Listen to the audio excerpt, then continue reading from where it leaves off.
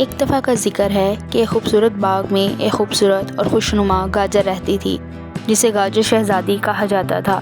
وہ کوئی عام گاجر نہیں تھی بلکہ ایک باضابطہ شہزادی تھی جس کے سرسبز پتے ایک شاندار گاؤن کی طرح جھلک رہے تھے۔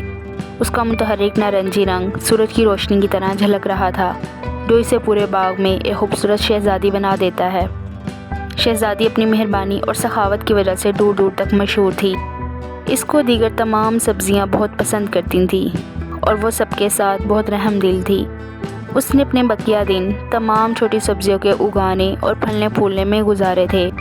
وہ ان کو مٹی کے راز اور سورج اور بارش کا جادو سکھایا کرتی تھی۔ ایک دھوپ کی صبح شرارتی خرگوشوں کا ٹولہ باغ میں گھس آیا۔ وہ ٹولہ باغ کے پودوں کی ٹہنیوں، جڑوں اور پتوں کو نوچنے کے لیے بدنام تھا۔ گاجر شہزادی چونکہ ایک امن قائم کرنے والی شہزادی تھی، اس لیے اس نے اس ٹولے کے سربراہ خرگوش سے مذاکرات کرنے کا فیصلہ کیا۔ اس نے کہا، پیارے خرگوش، میں آپ کے کھانے کی ضرورت کو سمجھتی ہوں، لیکن ہمیں دشمن بننے کی ضرورت نہیں ہے۔ میرے پاس آپ کے ساتھ بانٹنے کے لیے کافی گاجریں ہیں۔ اگر آپ باغ کی دوسری سبزیوں کی حفاظت میں میری مدد کریں گے تو میں آپ کو وافر مقدار میں گاجریں مہیا کروں گی۔ خرگوش گاجر کی شہزادی کی مہربانی سے حیران رہ گئے اور شہزادی کی دی گئی تجویز پر راضی ہو گئے۔ اس دن سے انہوں نے گاجر شہزادی کے ساتھ اتحاد قائم کیا۔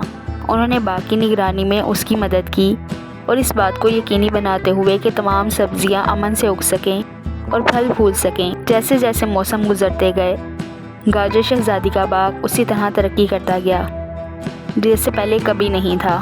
اس کے باغ کے لیے بے لوث خدمت اور خرگوشوں کی شہزادی سے ہم آہنگی نے باغ کو سبزیوں کی کثرت کی آماجگاہ بنا دیا۔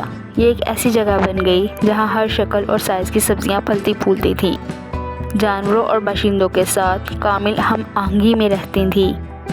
گاجر شہزادی کے جادوئی باغ کا چرچا دور دور تک پھیل گیا۔ لوگ دور دراز علاقوں سے اس کا باغ دیکھنے آتے تھے۔ وہ گاجر کی غیر معمولی شہزادی اور اس باغ کی خوبصورتی پر حیران رہ جاتے تھے۔ وہ ایک شہزادی کی اور اس کے باغ کی خوب تعریف کرتے۔ جیسے جیسے سال گزرتے گئے، گاجر شہزادی کی میراث بڑھتی گئی اور اس کا باغ تمام جانداروں کے درمیان امن اور استحکام کی علامت بن گیا۔